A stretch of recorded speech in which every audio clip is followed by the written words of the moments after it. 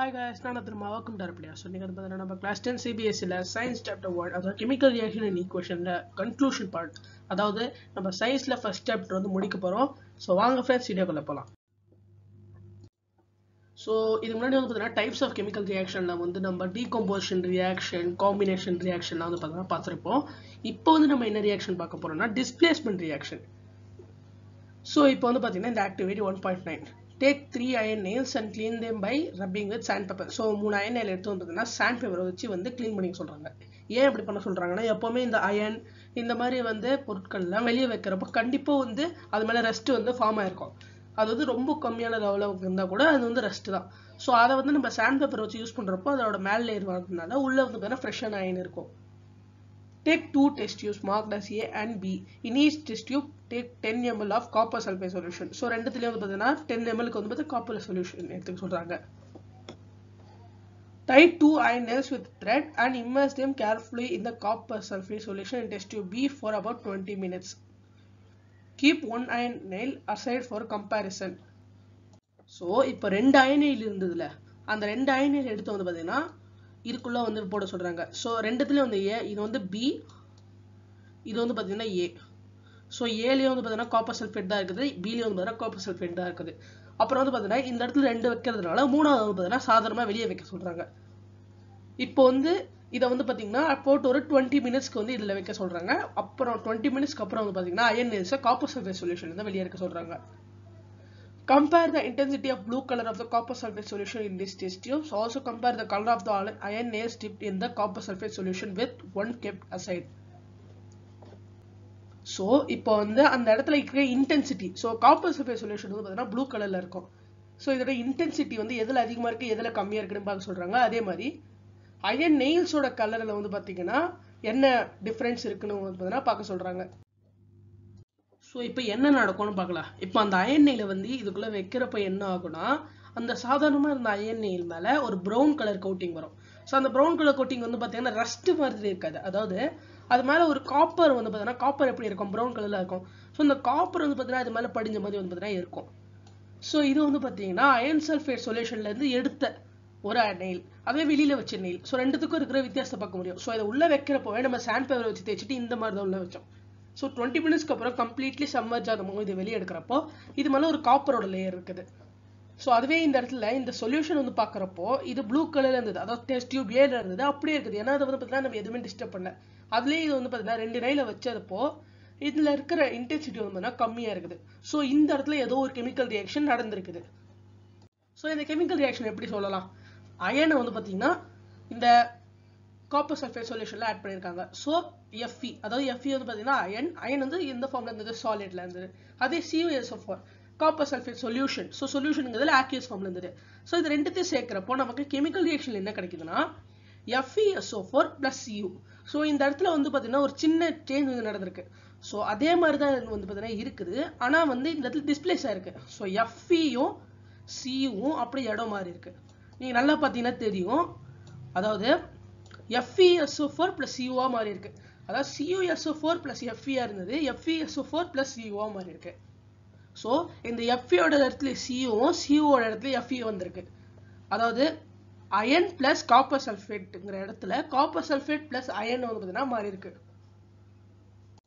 So sorry, iron sulphate plus காப்பரா மாறி இருக்கு. சோ இந்த ரியாக்ஷன்ல அயன் வந்து பாத்தீங்கன்னா ஒரு எலிமெண்ட்டை வந்து பார்த்தீங்கன்னா ரிமூவ் பண்ணிருக்கு, அதாவது டிஸ்பிளேஸ் பண்ணிருக்கு காப்பர்ல இருந்து ஃப்ரம் காப்பர் சல்ஃபேட் சொல்யூஷன்.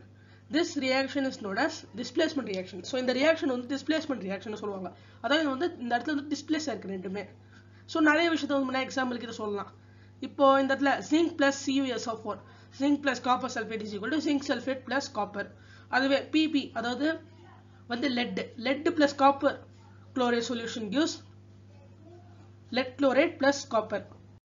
இந்த மாதிரி டிஸ்பிளேஸ்மெண்ட் ரியாக்ஷன் எப்போ நடக்கும்னா ரெண்டு மெட்டல் வந்து இருக்கிறப்போ, அதாவது ஜிங்க்கும் காப்பரும் இந்த இடத்துல காப்பர் சல்ஃபேட்ங்கிறது இருக்குது. ஆனா எப்பவுமே வந்து பார்த்தீங்கன்னா ரியாக்டிவிட்டி நமக்கு தெரியும். ஸோ ரியாக்டிவிட்டி வந்து பார்த்தீங்கன்னா எதுக்கு வந்து அதிகமா இருக்கோ அது வந்து இதை வந்து டிஸ்பிளேஸ் பண்ணிடும். ஸோ ஒருவேளை வந்து நம்ம வந்து பார்த்தீங்கன்னா ஜிங்கோட வந்து பார்த்தீங்கன்னா காப்பருக்கு ரியாக்டிவிட்டி கம்மி, ஜிங்க் வந்து பார்த்தீங்கன்னா மோர் ரியாக்டிவ் மெட்டல். ஸோ அதனால இது வந்து பார்த்தீங்கன்னா டக்குன்னு ரியாக்ட் ஆகிடும். ஸோ அதுவே வந்து பார்த்தீங்கன்னா லெட் வந்து பார்த்தீங்கன்னா காப்பரோட ரியாக்டிவிட்டி அதிகம். ஸோ எது ரியாக்டிவிட்டி அதிகமாக இருக்கோ அது வந்து பார்த்தீங்கன்னா அந்த இடத்த டேக் ஓவர் பண்ணிடும். ஸோ இப்போ அதுவே வந்து பார்த்தீங்கன்னா நம்ம இந்த இடத்துல வந்து நம்ம ரியாக்ஷன் சைடில் பார்க்குறப்போ ஜிங்க் சல்ஃபேட் இருக்குது. ஸோ இப்போ ஜிங்க் சல்ஃபேட்டோட நம்ம காப்பர் சேர்ந்தோன்னா எதுவுமே ஆகாது. ஏன்னா அது வந்து பார்த்தீங்கன்னா ரியாக்டிவிட்டி அதுக்கு கம்மி. ஸோ கண்டிப்பாக வந்து பார்த்தீங்கன்னா எந்த சேஞ்சும் நடக்காது. Double displacement reaction. ஸோ இப்போ வந்து பார்த்தீங்கன்னா டிஸ்பிளேஸ்மெண்ட் ரியாக்ஷன் பார்த்தோம். அதுவே இந்த இடத்துல இப்போ அடுத்து வந்து டிஸ்பிளேஸ்மெண்ட்டே டபுள் டிஸ்பிளேஸ்மெண்ட் ரியாக்ஷனுங்கிறத பார்க்க போகிறோம். ஸோ அதனால் என்னென்னு பார்த்து பார்க்கலாம். ஸோ இப்போ 3 ml of sodium sulphate solution வந்து ஒரு டெஸ்ட் டியூப்ல எடுத்துக்க சொல்கிறாங்க. ஸோ சோடியம் சல்ஃபேட் எடுத்துக்கலாம். இப்போ அதே வந்து பார்த்தீங்கன்னா அனதர் டெஸ்ட் டியூப்ல 3 ml ஆஃப் பேரியம் குளோரைடு எடுத்துக்க சொல்கிறாங்க. So sodium sulphate barium chloride ரெண்டுமே வந்து பார்த்தீங்கன்னா வேற வேறு டெஸ்ட் டியூப்ல எடுத்துக்கணும். ஸோ இது ரெண்டு சொல்யூஷனும் சேர்க்குறப்போ நமக்கு என்ன கிடைக்கும்? இப்போ இந்த மாதிரி வந்து பார்த்தீங்கன்னா இது ரெண்டுத்தையும் சேர்க்குறப்போ நமக்கு என்ன கிடைக்கும்னா ஒரு ஒயிட் கலர்ல ஒரு சப்ஸ்டன்ஸ் கிடைக்கும். ஸோ இந்த ஒயிட் சப்ஸ்டன்ஸ் வந்து பார்த்தீங்கன்னா தண்ணியில் வந்து இன்சால்யூபிளாக இருக்கும். தண்ணியில் வந்து பார்த்தீங்கன்னா இது கலராது. ஸோ இந்த மாதிரி ஏதாவது ஒரு இன்சால்யூபிள் சப்ஸ்டன்ஸ் வந்து ஃபார்ம் ஆச்சுன்னா அதை வந்து precipitate சொல்லுவாங்க. Any reaction that produces a precipitate can be called a precipitation reaction. So இது மாதிரி precipitate ஃபார்ம் பண்ணுற ரியாக்ஷன்ஸை நம்ம precipitation reactions சொல்லலாம். இப்போ இந்த இடத்துல என்ன நடந்திருக்கு? நம்ம வந்து சோடியம் சல்ஃபேட்டை சேர்த்தோம். ஸோ Na2SO4 இது வந்து பார்த்தீங்கன்னா சோடியம் சல்ஃபேட். இப்போ அது கூட வந்து பார்த்தீங்கன்னா பேரியம் குளோரைடை நம்ம சேர்த்தோம். ஸோ பேரியம் குளோரைடு வந்து பார்த்தீங்கன்னா சேர்க்குறப்போ என்ன ஆச்சுன்னா நமக்கு என்ன கிடைச்சிருக்கு? ஸோ Na2SO4 plus BaCl2 ரெண்டுமே வந்து ஆக்யூ சொல்யூஷன், அதாவது sodium sulphate plus barium chloride சேர்க்குறப்போ barium sulphate plus sodium chloride. So இது இந்த இடத்துல நம்ம ஏன் வந்து நம்ம இதை டபுள் டிஸ்பிளேஸ்மெண்ட் சொல்லியிருப்பேன்னு உங்களுக்கு தெரிஞ்சிருக்கும். ஏன்னா என்ன நடந்திருக்கு? இந்த மாதிரி எந்த இடத்துல வந்து பார்த்தீங்கன்னா ரெண்டுமே வந்து திரும்ப மாறி இருக்கு. So sodium sulphate plus barium chloride இருந்தது, பேரியம் சல்ஃபேட் பிளஸ் சோடியம் குளோரைடா மாறிடுச்சு. இந்த இடத்துல வந்து பார்த்தீங்கன்னா ரெண்டுமே வந்து பார்த்தீங்கன்னா மாறி இருக்கு. ஸோ அந்த இடத்துல வந்து பார்த்தீங்கன்னா வெறும் ஒரே ஒரு எலமெண்ட்டும் அப்புறம் வந்து பார்த்தீங்கன்னா அது கூட ஒரு காம்பவுண்டும் வந்து பார்த்தீங்கன்னா சேர்ந்துச்சு. ஸோ இந்த இடத்துல ரெண்டுமே வந்து பார்த்தீங்கன்னா காம்பவுண்டா இருக்குது. ஸோ ஒரு காம்பவுண்டு இன்னொரு காம்பவுண்டும் சேர்ந்து அதில் இருக்கிற மெட்டல்ஸ் வந்து பார்த்தீங்கன்னா வந்து டிஸ்பிளேஸ் ஆகுது. ஸோ இதை தான் வந்து பார்த்தீங்கன்னா டபுள் டிஸ்பிளேஸ்மெண்ட் ரியாக்ஷன் சொல்லுவாங்க. ஸோ எல்லா இடத்துலையும் வந்து பார்த்தீங்கன்னா டபுள் டிஸ்பிளே, இந்த பக்கம் டிஸ்பிளேஸ்மெண்ட்டாக இருக்குது, இந்த பக்கம் டிஸ்பிளேஸ்மெண்ட்டாக இருக்குது. ஸோ இந்த BaSO4ங்கிற ஒயிட் precipitate வந்து எப்படி ஃபார்ம் ஆயிருக்குன்னா இந்த SO4ம் Baவும் சேர்ந்ததுனால.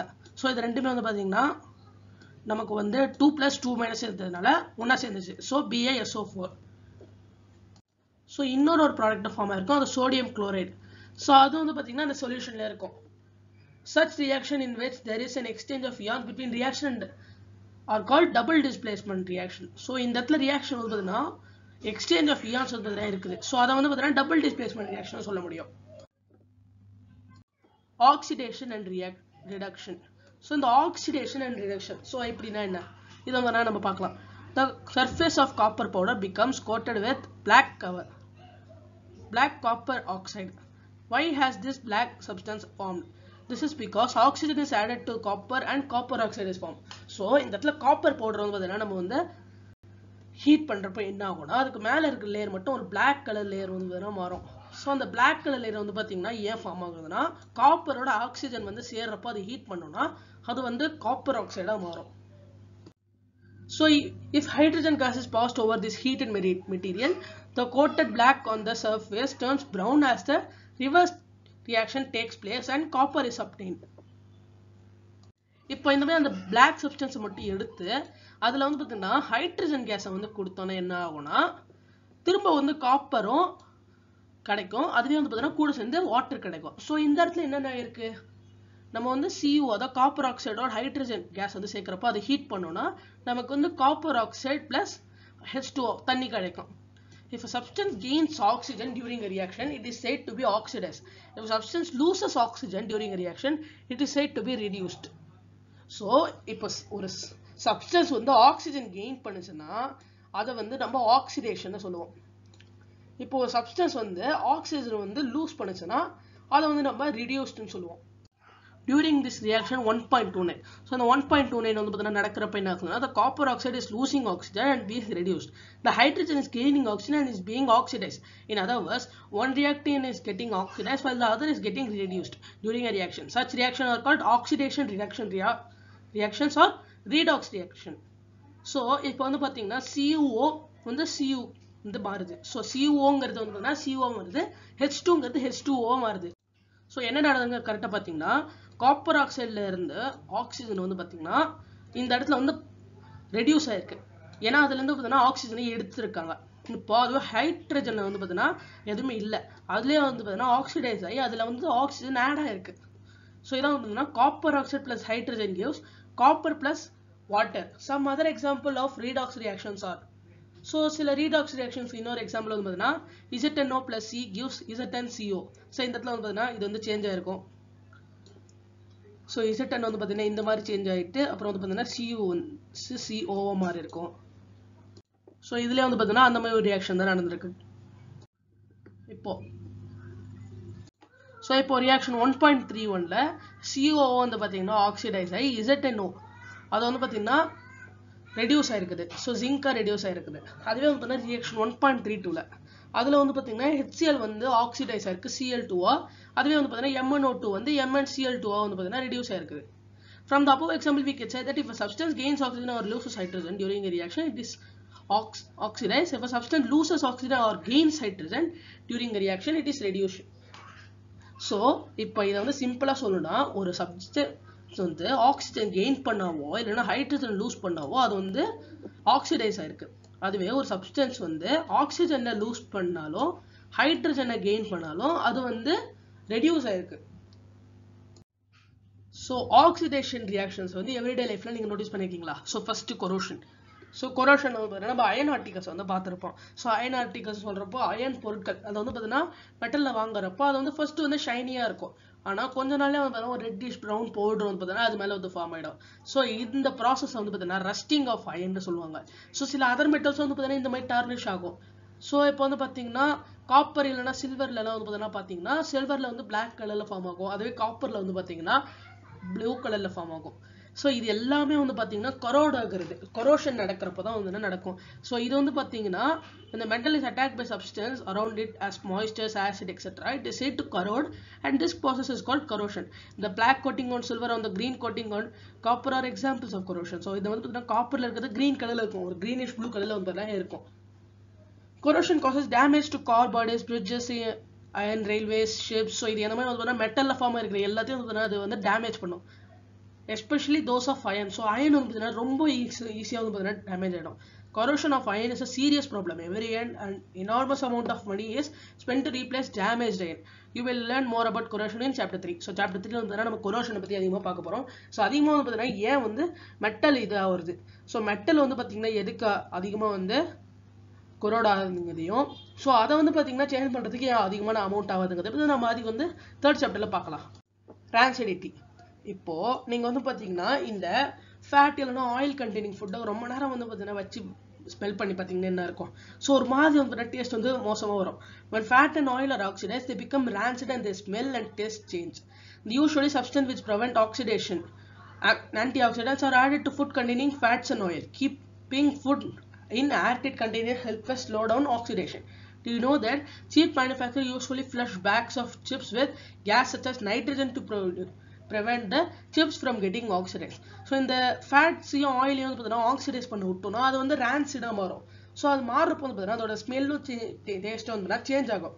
யூஸ்வலி சப்ஸ்டன்ஸ் வந்து பார்த்தீங்கன்னா சில சப்ஸ்டன்சஸ்லாம் யூஸ் பண்ணி இந்த ஆக்சிடேஷனை ப்ரிவென்ட் பண்ணுவாங்க. ஸோ அதை வந்து ஆன்டி ஆக்சிடென்ட்னு சொல்லுவாங்க. ஸோ இதை வந்து பார்த்தீங்கன்னா ஃபுட்டோட வந்து ஆட் பண்ணுறப்போ என்ன ஆகும்னா இது வந்து ஆக்சிடேஷனை வந்து கொஞ்சம் குறைக்கும். அதே மாதிரி வந்து பார்த்தீங்கன்னா ஃபுட்டை வந்து ஏர்டைட் கண்டெய்னர் வைக்கலப்போ அது வந்து ஆக்சிடேஷன் வந்து ஸ்லோ டவுன் பண்ணும். Do you know that chip manufacturers usually flush bags of chip with gas such as nitrogen to prevent the chips from getting oxidized? So chip manufacturersலாம் வந்து பார்த்தீங்கன்னா chips bags வந்து நைட்ரஜனை வச்சு flush பண்ணுவாங்க. So அந்த packs வந்து இருக்கிறப்போ அதுக்குள்ள வந்து சிப்ஸை வந்து போறது முன்னாடி நைட்ரஜனை வந்து பார்த்தீங்கன்னா அந்த கேஸ் ஃபுல்லா அந்த பேக் ஃபுல்லா வந்து பார்த்தீங்கன்னா ஃப்ளஷ் பண்ணுவாங்க. ஸோ அப்படி பண்றப்போ என்ன ஆகும்னா அந்த சிப்ஸ் வந்து ரொம்ப நாளுக்கு வந்து கெடாம இருக்கும். ஸோ இதான் வந்து பார்த்தீங்கன்னா ரான்சிடிட்டி. ஸோ இதோட வந்து பார்த்தீங்கன்னா இந்த சாப்டர் முடிஞ்சிச்சு ஃப்ரெண்ட்ஸ். ஸோ இந்த வீடியோ உங்களுக்கு பிடிச்ச லைக் ஷேர் கமெண்ட் பண்ணுங்க, மறக்காம நம்ம சேனல் சப்ஸ்கிரைப் பண்ணுங்க. ஸோ இதோட வந்து பார்த்தீங்கன்னா நம்ம 10th வந்து ஆரம்பிச்சிருக்கோம். ஸோ 10thல வந்து பார்த்தீங்கன்னா சோஷியல், மேக்ஸ், அப்புறம் சயின்ஸ் எல்லாமே வந்து பார்த்தீங்கன்னா ஆரம்பிச்சிருக்கோம். ஸோ சயின்ஸ்ல வந்து ஒரு சாப்டர் முடிச்சிட்டோம். ஸோ இந்த வீடியோ உங்களுக்கு பிடிச்ச லைக் ஷேர் கமெண்ட் பண்ணுங்க, மறக்காம நம்ம சேனல் சப்ஸ்கிரைப் பண்ணுங்க. ஸோ தேங்க்யூ ஃப்ரெண்ட்ஸ், பாய்.